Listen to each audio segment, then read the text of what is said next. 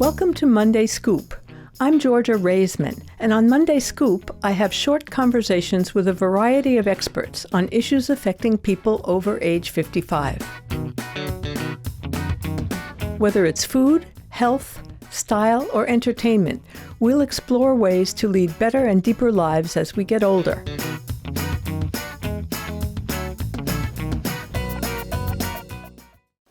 Hi, I'm Georgia Raisman, and this is Monday Scoop. Today I'm sitting with Amy Jenness, who is a coordinator of public outreach at the Nantucket Atheneum, and also a journalist and a writer, and somebody who's very interested in memoir writing, which is what we are going to be speaking about today. And one of the reasons I wanted to talk about memoir writing because it's especially useful and interesting to people in the age group of 50s, 60s, 70s, and older. And one reason it's interesting to people of that age is that we are the people who are looking backwards rather than forwards. If you think of it, we've got that life behind us that we're willing to look back and think about and perhaps memorialize more so than people in their 20s, although people in their 20s have been known to write memoirs, which always amazes me. How much have they lived that they're going to write a memoir about? But somebody said once that writers are the custodians of memory. So in that sense, that's what we are doing.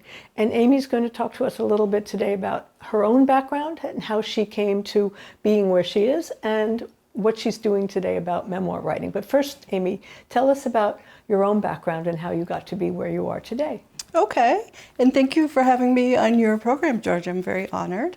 So let's see, I graduated with a degree in journalism a million years ago, and went on to work as a journalist, both as a reporter and an editor, in a very brief 9-month career in radio, which was not about writing. And so ultimately I went back into print journalism because it was the writing that attracted me more than the reporting. So I did that for a long time. And my last journalism job was here at the Inquirer and Mirror, where I was features editor. And then I kind of took a left turn into nonprofit world, and I worked at the Historical Association, and now I've been at the Atheneum for 15 years. And so as I stepped away from writing for publication, I started to look at writing more for myself. I think one of my things about the editing and the reporting was that it's all very objective, and you're writing about you're telling other people's stories, and you're writing about other people, and you're keeping yourself out of it. And more I wanted to write with myself in the story. So in these last 22 years, I've been working on my own writing. I was part of a poetry group here, the Moores Poetry Collective, which was here for about 6 or 7 years. It's since broken up. And I've run writing programs at the library, and I've done writing for myself. And then in 2017, I started a master's degree in fine arts in creative writing at Lesley University, which I'm just finishing. I have a month left, and then that will be done. So my goal there was to just really hone my writing and figure out what kind of writing I wanted to do. I have published a book. In 2014, I published a book called On This Day in Nantucket History, which was little one-page historical facts, which was really fun. I really enjoyed it. But it wasn't really like writing a big narrative that you have to string together with chapters and all kinds of stuff. So that's my next challenge, is to go for a book. And your PhD, you're thinking of a PhD? A master's. A master's, and then that's on memoir writing, am I right? Well, it's called creative nonfiction, which really covers a huge ground. But it's it could be history, it could be memoir, it could be essays, just anything that isn't fiction or poetry or writing for the screen. I remember reading somewhere that memoir writing is supposed to be helpful to people who are getting older because it adds to their lifespan and helps them adjust to the facts of getting older. Yeah. Have you come across that information? I haven't, but it makes sense to me. In my own writing, I've been writing a lot of memoir for my program. It's I find that for me personally, there's a certain catharsis there in that you're going back over things. Obviously, the topics you're choosing to write about are the ones that have a lot of meaning. So you're going back over them and you're trying to figure out what that meaning is all about. And I found it to be really helpful. And you're revisiting issues that you've experienced of perhaps negative issues, I mean, loss or disappointment, Yep. or I don't know, perhaps addiction or other areas that you've lived through in your life that, of course, we've lived through more when we're 55 or 60 or Right. 65 than, Yeah. than earlier. I remember John Donne. One of my favorite quotes is John Donne writing, "Grief brought to numbers." I mean, grief brought to numbers cannot be so fierce because he was talking about poetry. Right. Because you're writing about something you suffered that has been reduced to a metrical scheme on a piece of paper. Right. And in a way, it's sort of bringing that into a level of understanding that you can then cope with, as opposed to it's being so overwhelming that you Right. can't deal with it. And there's definitely a sort of a therapeutic effect of getting it out of the ether in your brain and putting it on paper. Yeah. And now it lives on paper. And I just found for me, I just let go of a lot of stuff because it's like now it's over here. Yeah, it gives it a distance, doesn't Yeah. it? Instead of an immediacy, Yeah. it robs it of some emotional potency to be Yeah. able to reduce it like that. Memoir writing, I guess, itself has a series of techniques that are germane to memoir writing alone that people have to consider if they're going to sit down and do it. I guess this is what you talk about in your seminar. Do you want to Very discuss much. some of those techniques? Yeah, I would say good memoir writing has three components, which the writer brings in and out as they go along and tell the story. The first one is description. It has to be really great, vivid description because you want to bring the reader into whatever world you're creating. The second one is exposition, which is a fancy word for explaining what we're seeing, explaining the situation, explaining the characters in the situation, and just telling us what's going on.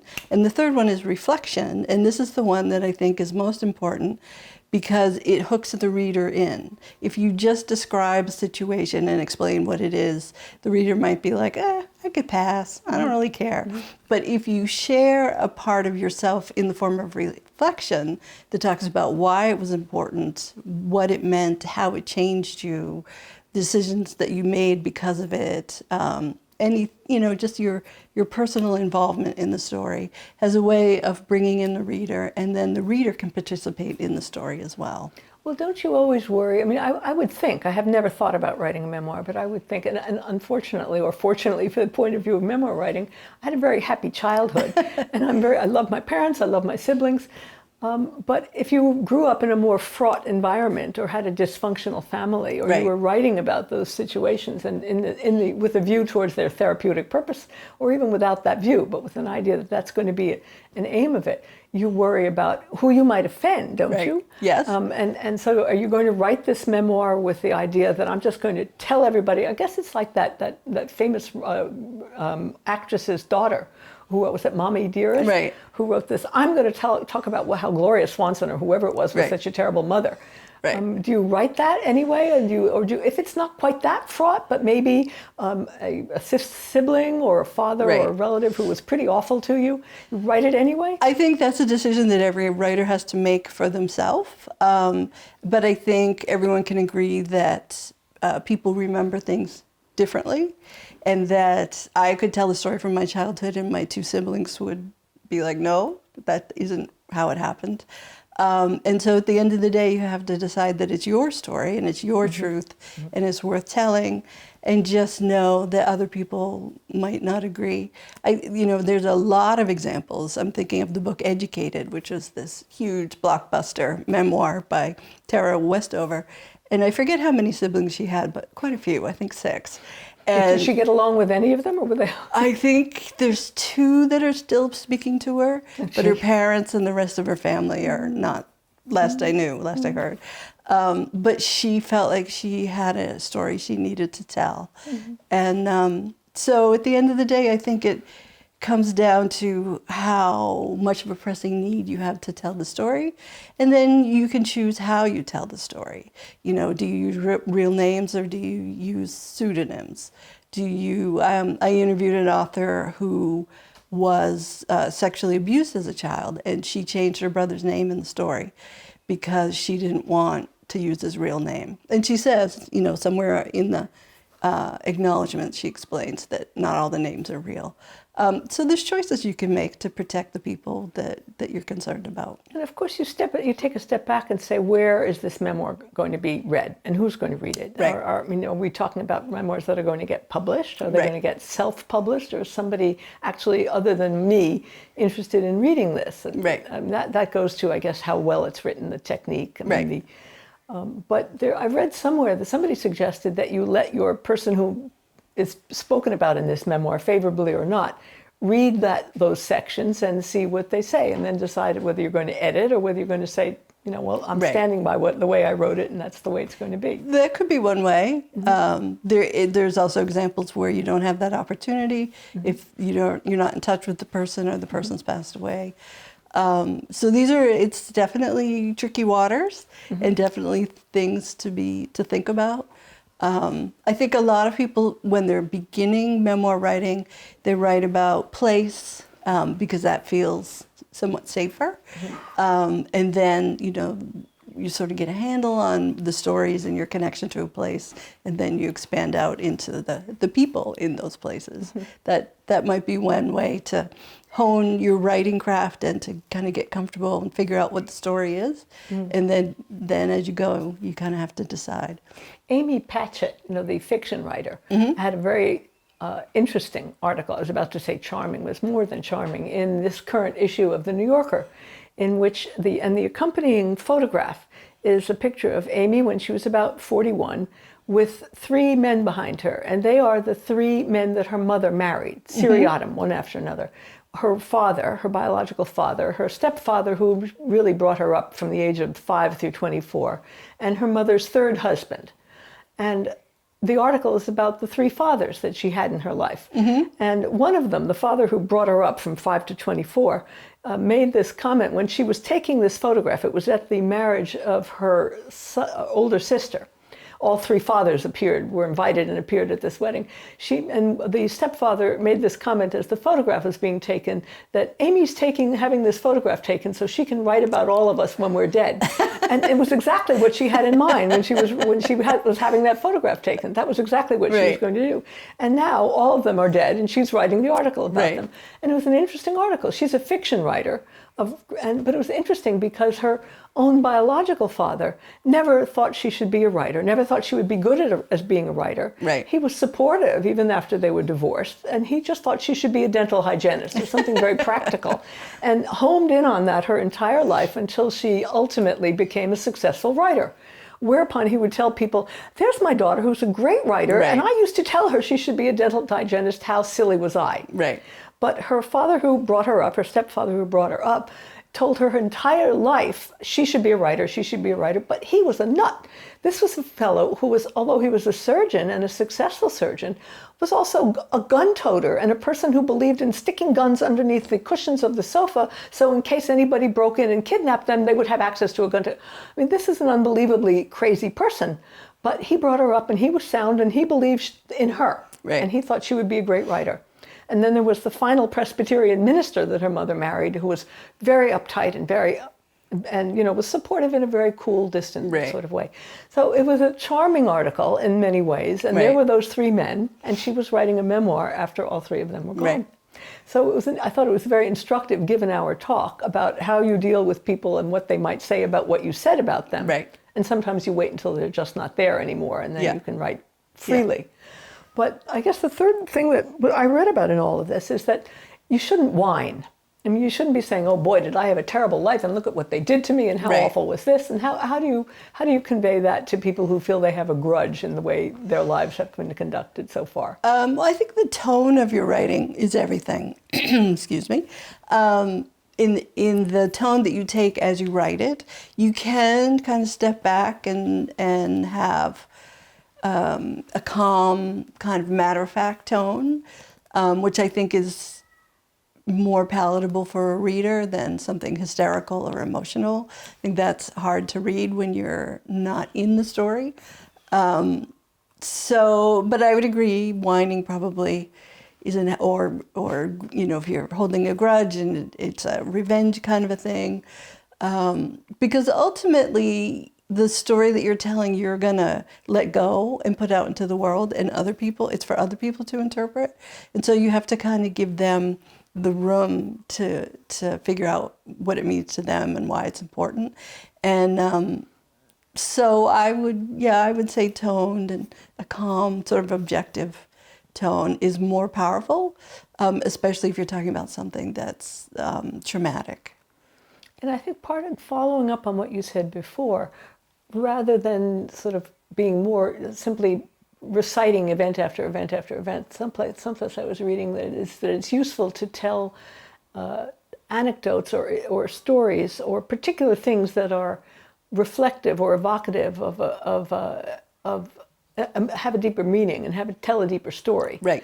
That people can identify with. Correct, Sort of, yeah. Rather than just sort of saying, then this happened, and then that happened, and Yeah. something else happened. I think, I know in my own writing, I've written that way for myself, like to help me remember and to put things in a chronology.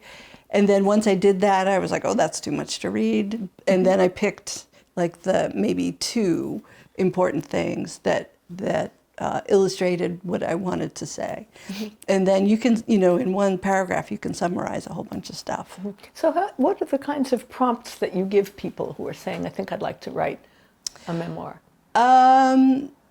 It's kind of all over the place. Sometimes I just make them kind of silly and fun, and I want it to be a flight of fancy. So it might be, write a science fiction story from Mars or from a space station, or pretend you're an animal or pretend you're the couch and talk about what it's like to have people sit on you. So sometimes it's just a flight of fancy. And then other times it might be something from childhood, or it might be using one of your five senses to see if that triggers something. Yeah. At the library in the writing group, I've had people smell things, good things only, like vanilla and cinnamon and lemon and those kinds of things to see, does that trigger, what does that make you think about? Yeah, but you could do it with visual, you could do it with audio. There's all kinds of things you can do. I also really recommend reading while you're writing. There's just something about it gets your brain warmed up to be in that world of words and language. And so, be reading the kind of writing that you want to do. So if you're writing a memoir, be reading a memoir. If you want to write a novel, be reading fiction. And think about it while you're reading it. Like, why are you identifying with this character? Why do you like this story? Or why don't you? And I think if you analyze other people's writing, you can learn a lot, and you can figure out what kind of writer you want to be. Are you not worried about trying to copy somebody's voice? I find that when I read certain kinds of authors who have a definite voice, I find myself thinking, boy, if I were writing now, I'd write just like them. I would know just how to make it sound like them. That's not really my voice anymore. Right. I think you could do that for like a page or two, but it would be hard to sustain because ultimately you fall into your own voice. And you find that voice just with practice. Mm-hmm. So in the beginning, it's not a bad idea to try to, like the way artists copy the great masters to try to get technique. It's not a bad idea to look at writers that you admire and look at their style, but then just write and write and write and write, and eventually you find the voice that's yours. Comfortable with. Yeah. I remember reading, I think it was I don't remember whether it was Writer's Journal a few years ago. There's somebody who suggested that you simply write every day. And no matter what, even if it's simply a train of thought that's entering your mind about what you're going to do that day, the idea, I think, being to sort of unclog the top of mind stuff that may be keeping you from what you're really thinking and what you're really capable of expressing in a creative manner. Well, do you suggest people do that? I do, more so because it establishes a discipline.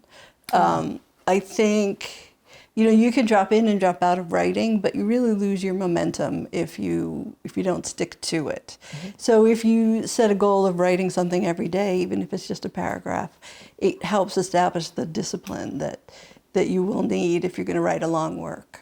I think they weren't thinking as much about writing a paragraph towards an end as much as they were writing a train of thought, or writing just to loosen up the muscle of writing and loosen up the thinking process. So even if you sit down and say, well, tomorrow I really have to go and do this, or today it's really an exasperating day, but just you're writing all of that out, like letting a plug out of the bottle, so that what's underneath there can start to flow more readily. Yeah, and journal writing is definitely a technique that a lot of people use. It's a place where they can just free write, and it's stream of consciousness, and it doesn't have to be anything. And then every once in a while, something might gel in the journal, and you're like, oh, that's something. I think that's an essay, or that's a topic I'd like to write about. So journal writing is definitely a technique. Or it simply might allow a memory to bubble up that becomes something else. Yeah. Especially in the memoir. So when people write memoirs, have you found in your coaching of these memoir sessions, do people write memoirs that are useful in their families, or do they ultimately get them published, or what do people do with memoirs once they've written them? My experience has been in the writing group at the library, and we did publish a book of essays from people in the group. But I would say for them, the memoir was more a personal experience to get something on paper that they felt was important. I don't know that it was their goal to publish it, or to take it further, make it a book, try to publish it, at a magazine or a journal. That's my experience. Sort of personal satisfaction and expression. Yeah. One of the writers that I was reading about memoir writing talked about a memoir that he found in his family that I think a grandfather had written, and his grandfather had great confidence in his family's interest in his interest in the family, and he had this memoir printed, probably mimeographed, and put into small binders and distributed to every living member of the family at that time. But the person writing the essay that I was reading was, I think, a generation or two removed, and very happy that he had it, because this was something from maybe 60 or 70 years ago, looking back from 50 or 60 years earlier than that. And it gave him some background on where his family had come from and where they had lived in the United States, why they felt the way they did. And even though it was idiosyncratic and pertained to that particular family member and his little branch, it just gave him a lot of insight into that experience that they had had. And I know there are things I would love to know about my grandparents' experience when they got here, the three of them who arrived here 100 and something years ago. And I'd love to know even my mother's own experience during World War II as a researcher. And I'd love to know my father's experiences. So it would have been very helpful had any of them thought to sit down and say, this is what I went through that I thought was important. There's, if you like maritime and Nantucket history, there's a couple, I think there's 2 or 3 narratives I can think of that are from people who survived the wreck of the Essex. Obviously, there's the one that Nat Philbrick was instrumental in getting published. But there's a couple others as well, and the language is old-fashioned and it's a bit of a slog, but it's, it comes from that place of they survived this incredibly traumatic, important event, and they just wanted to get it down on paper.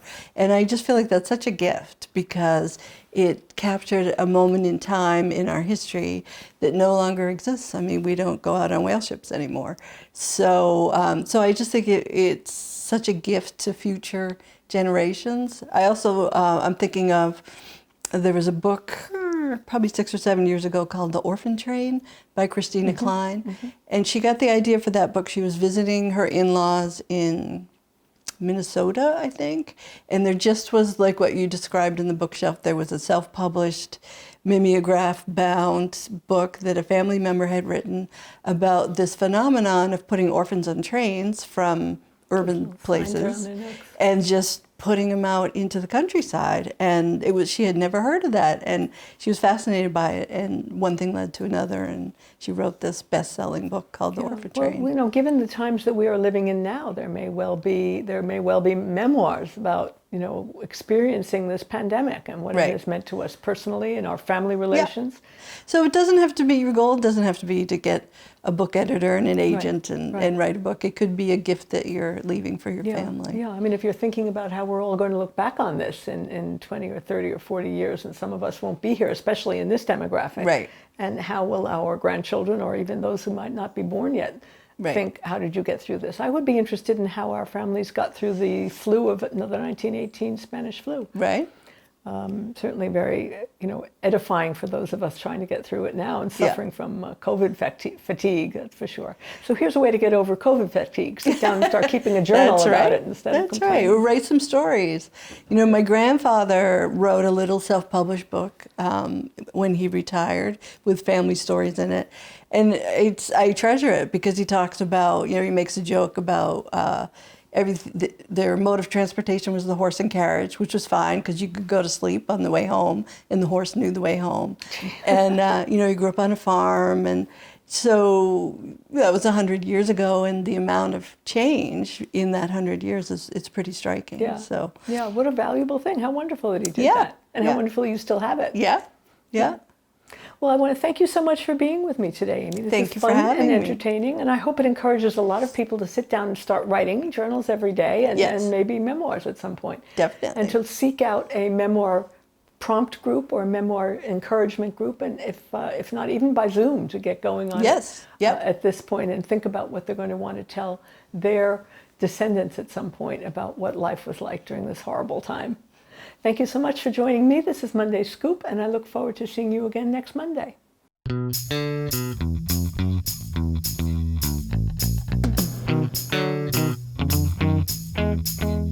Are there topics you'd like to know more about? Email me at mondayscoop@gmail.com. See you next Monday.